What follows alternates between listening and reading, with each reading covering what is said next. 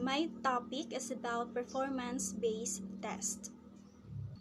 So our learning objectives, letter A, distinguish performance-based assessment with the new ways of teaching and learning. Letter B, construct tasks that are performance-based. Letter C, design a rubric to assess a performance-based task. So performance-based test is to do something or to perform. So for example is the teacher gives her students a task that or to present their demo teaching. So next is feels that on-site observation is the greatest technique to determine a student's proficiency in a particular task. So on-site observation is a technique that helps the teacher to identify if the learners are proficient in a certain task. For example is in demo teaching. So where the teacher gives the criteria or the rubrics. That's why the learners prepare themselves, gives their best to perform and deliver well content. And by that, the teacher can know if the learners can do their task properly. And to know their proficiency level. Teachers need to take down or record every performance of their learners in order to know if they are capable of doing a task. The next is designed to assess students, what they know, what they are able to do, and the learning strategies they employ in the process of demonstrating it. So that designed to assist students. That's why as a teacher, in order to know or our learners will need to observe them, record their performance so that we will know what are the parts of the discussion they know or hard to understand, what they are able to do, and what are the strategies they employ in the process of demonstrating or performing. So my report ends here, and this will be continued by Mr. Kenneth Mukamad. So my topic is all about performance task. A performance task is an assessment or activity designed to evaluate a student's ability to apply their knowledge and skills to real-world scenarios. A performance task is an assessment method used to evaluate a person's ability to apply knowledge and skills in real-world scenarios. It goes beyond traditional tests by requiring individuals to demonstrate their understanding through practical, often hands-on tasks. Performance tasks are typically used in educational setting, but they can also be applied on professional environment to assess competencies. Key elements of performance tasks include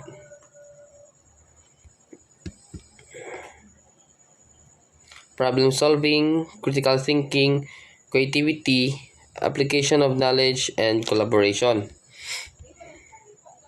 Overall, performance tasks are valuable because they offer a more comprehensive pictures of an individual's abilities as they test not just recall but the application of knowledge.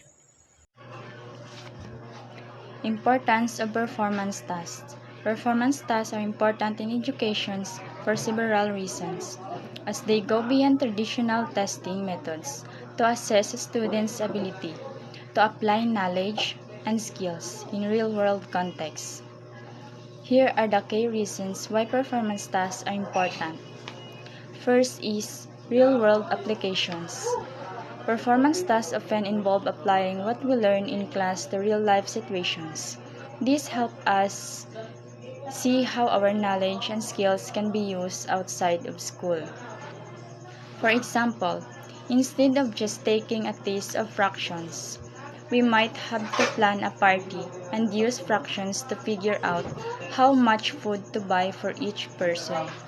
This makes learning more relevant and engaging. Second, critical thinking and problem solving.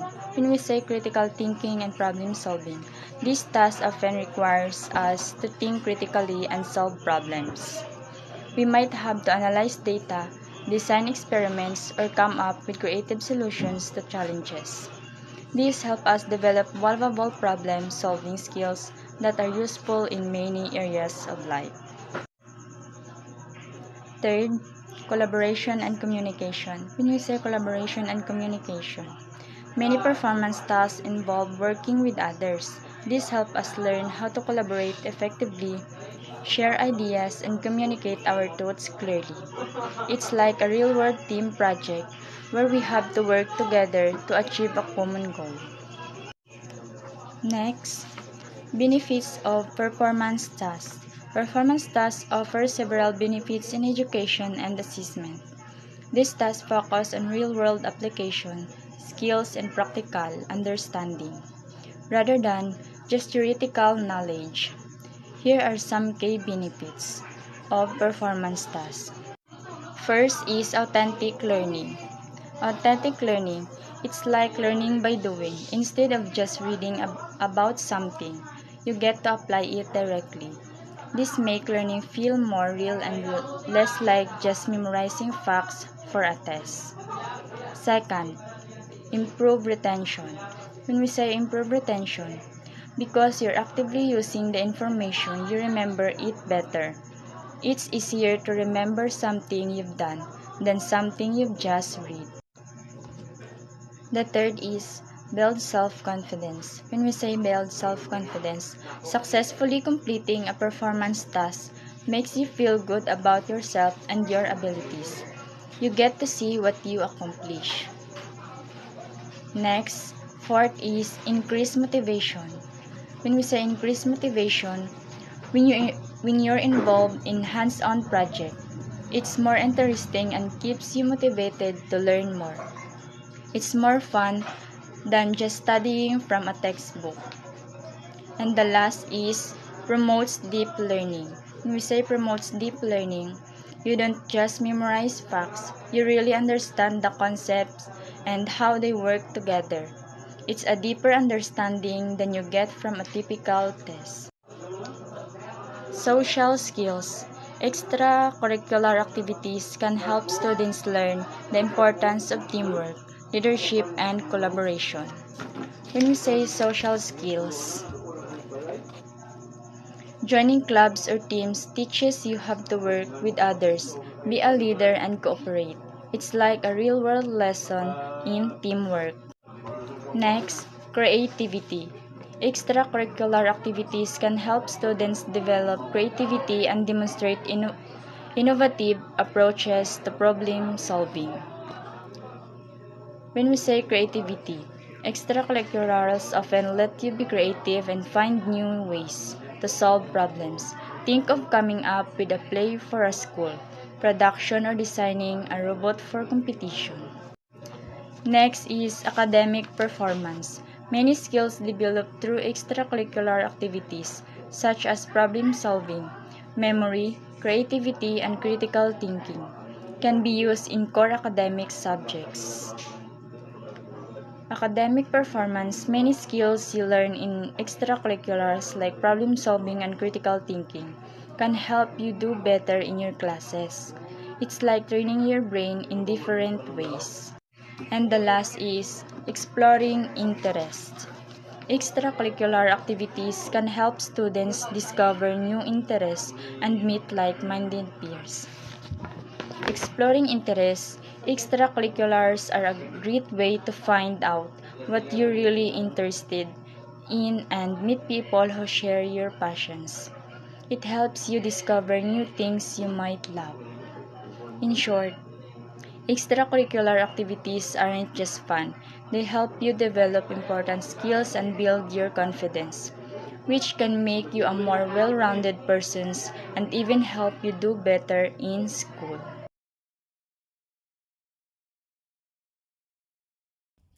Good afternoon, sir. I am Noraisa Minidan. My attendance number is 29. So our topic for today is all about rubrics and exemplars. Rubrics and exemplars suggest that exemplars are also relevant. So exemplar are example of student work that effectively meet the criteria defined in a rubrics. They serve a model of they serve as a model for students to understand the expectation and achieve high quality work. So rubrics to describe student performance. Ang rubrics is scoring guide that outline the criteria for evaluating a task or assignment, or guidelines for rating the student performance. A scoring method that lists the criteria for a piece of work or what counts. For example, purpose. Purpose. This refers to the overall goal or intention of the writing. So, dapat malinis ang layunin sa buong sulatin. Organization. This relates to the structure and flow of the writing. So, dapat sa logical organized, may malinaw na panimula, body paragraph, and conclusion. Details. This refer to the specific information and evidence to use support to the main point. Details should be relevant, specific, and engaging. And mechanics. This refers to the technical aspect of writing. Mechanics should be accurate and consistent, or are often what count in a piece of writing.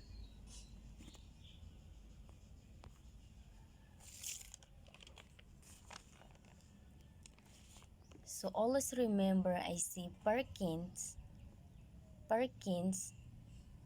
et al. 1994 provide example of rubrics scoring for students. These rubrics list the criteria in the column on the left. So sa next reporter ay ipapaliwanag niya ang example of rubrics scoring. So, good afternoon, sir. So, this is the continuation of our reporting. But before that, I am Norhuda G. Mahmoud. My attendance number is 27. So, the report must explain. The first one is the purpose of the invention. So, the purpose of the invention is typically serves several key functions. So, in problem solving, inventions aims to address a specific problem or challenges. So they provide solutions that improve efficiency, effectiveness, or convenience. So the second one is the features or parts of the invention and how they help it serve its purpose. So the features or parts of an invention work together to fulfill its purpose effectively. And the third one is the pros and cons of the design. So, and the last one is how the design connects to the other things past, present, and future. So, the four columns to the right of the criteria, the varying degrees of quality from excellent to poor. So, these four columns provide a structured way to assess the quality of an invention or product, allowing for a clear understanding of its strengths and weaknesses. So this evaluation framework helps consumers, developers, and stakeholders make informed decisions based on quality criteria. So here are the example of rubrics for an invention reports. So we have 3 is most acceptable, and 2 is acceptable, and less acceptable is 1, and 0 is not acceptable. So in the rubrics for an invention report, we have a purpose, features, critique, and connections, and the subtotal or average. So this is the example of rubrics for an invention reports. So thank you, and that's all. Good day, everyone. Good day, sir. I am Mabel Taldeonge, BS Ed English 3. So my topic is about creating rubrics, and we have 7 steps on how to create rubrics. First is survey models. Show students example of good and not so good work. Identify the characteristics that make the good ones and the bad ones. This step involves gathering examples of student work that represent different levels of quality. The goal is to analyze these examples and identify the specific characteristics that distinguish good work from not so good work. Next is define criteria. From the discussions on the models, identify the qualities that good work. Once you have identified the characteristics that distinguish good work, you need to define specific criteria that will be used to evaluate student work. These criteria should be clear, measurable, and relevant to the learning objectives. Next is number 3, we have agree on the levels of quality. Describe the best and worst levels of quality, then fill in the middle levels based on your knowledge of common problems and the discussion of not so good work. This step involves establishing a clear scale for evaluating student work. You need to define the best and worst levels of quality and then fill in the middle levels based on your own understanding of common problems and the characteristics of not so good work. Next, we have number 4, practice on models. Using the agreed criteria and levels of quality, evaluate the models presented in step 1 together with the students. This steps involves applying the developed rubric to real examples of student or real life examples. So the goal is to practice using the rubric and ensure that it's clear and easy to apply. Makikita natin if na-apply ba nila yung nakasulat sa rubric or sinunod ba nila ang lahat ng mga rules and na nakalagay sa rubrics. This step should be done collaboratively with students to ensure that they understand how the rubrics is used. So that's my part, and thank you everyone, and God bless. Continuation of our report.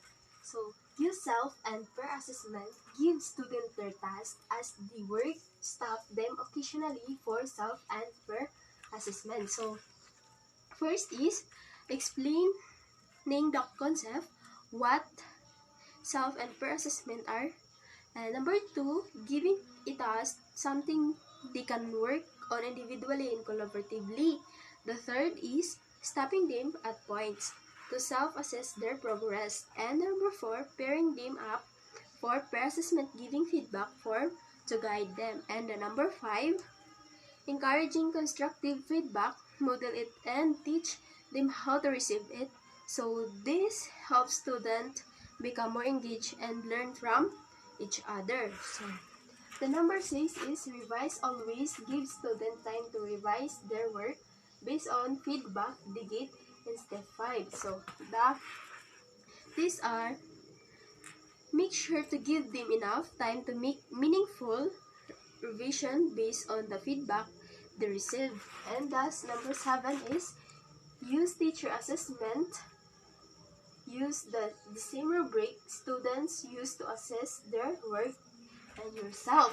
So, there are students know exact what criteria they're being assessed to on because they use the same rubrics. And the second is fairness. The assessment is aligned with the feedback they receive, ensuring a fair evaluation. And the third is learning opportunity. You can use your assessment to provide further feedback and point out areas for growth, building on what the student already identified.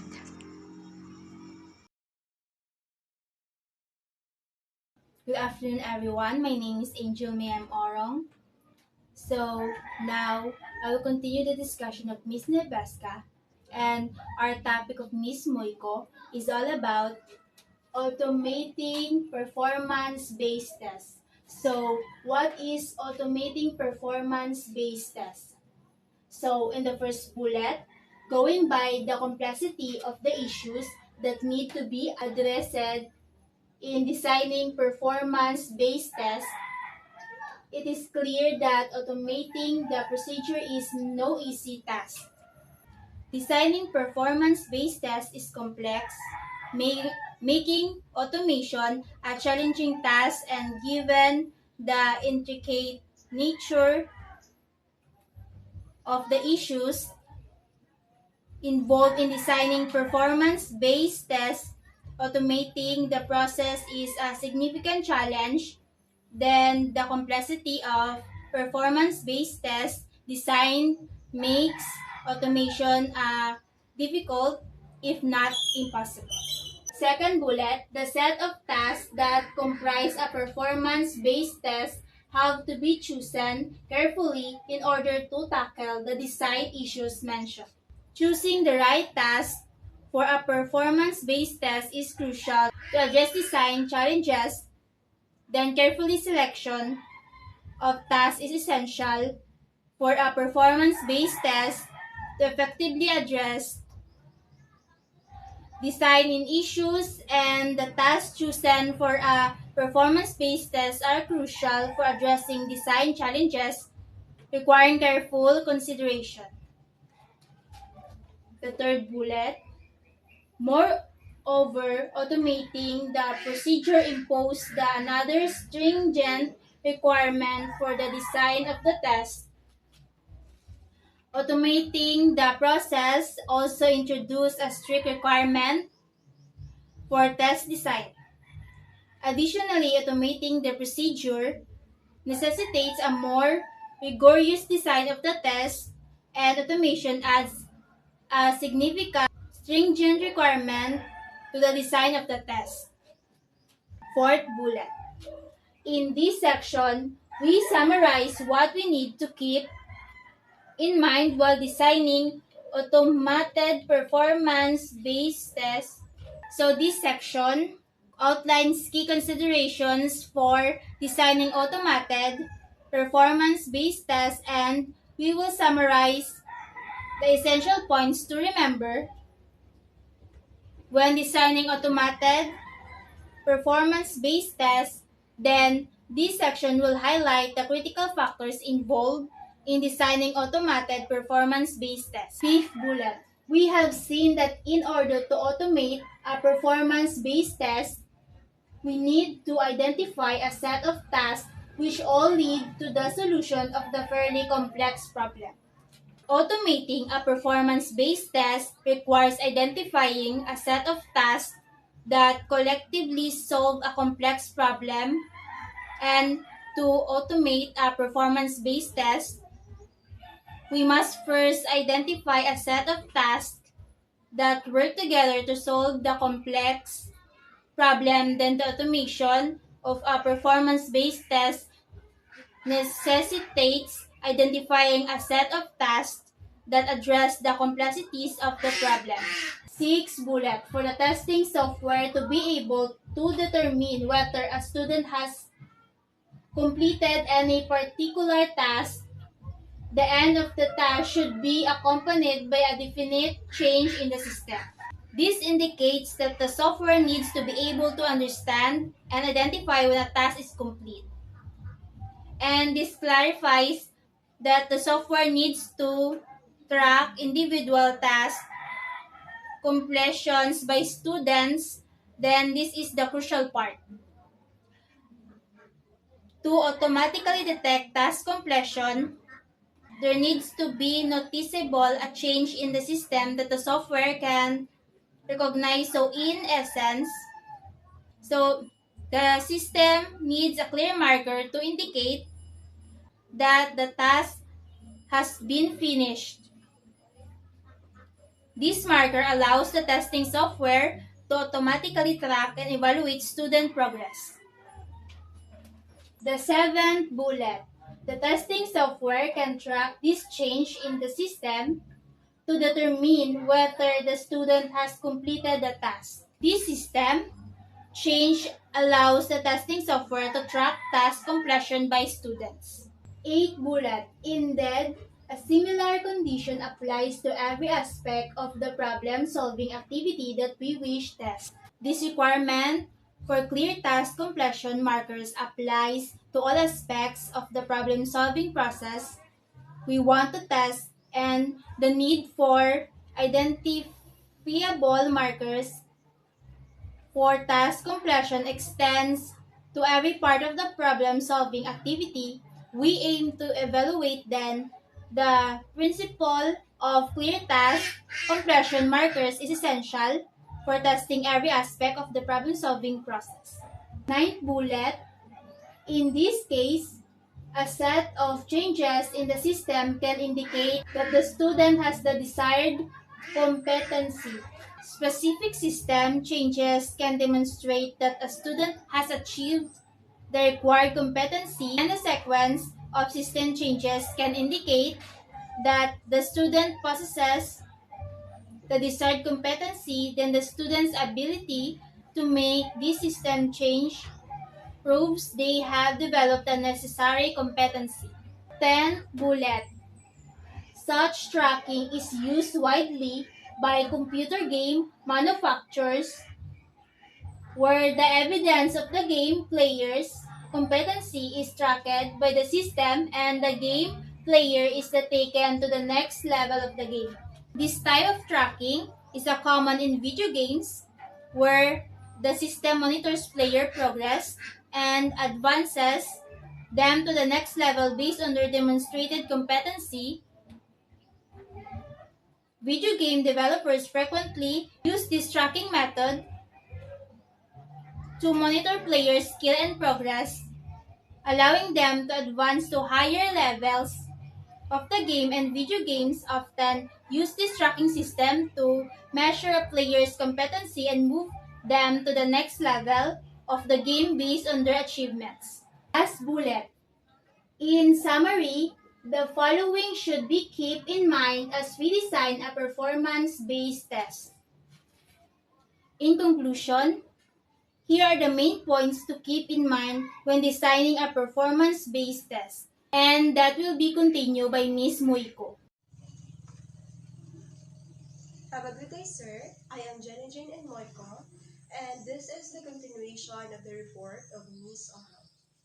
Number 1, a user need not always end up accomplishing the task, hence it is important milestone that the test takers reaches while solving the problem. A user need not always end up accomplishing the task, but it is also important milestone that the test takers reaches while solving the problem. So they are required to demonstrate their knowledge and skills through open-ended tasks. Number 2, each performance task or problems that is used in the test should clearly define in terms of performance standard, not only for the result, but also for the strategies used in various stages of the process.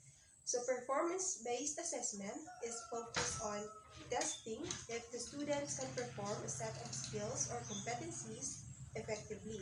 So including their strategies that they use in various stages of process.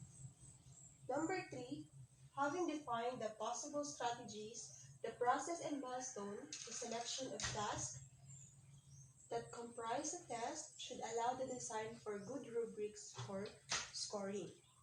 So a rubrics for scoring, guide with criteria for evaluations, students' works in direct relation to one or more of the program's learning outcomes, and a rating scale indicating different levels of performance.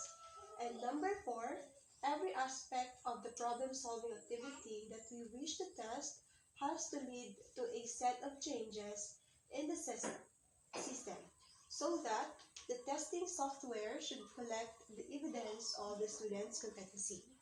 So the testing software should collect the evidence of students' competency, enable for us to know and to know what are the changes happen.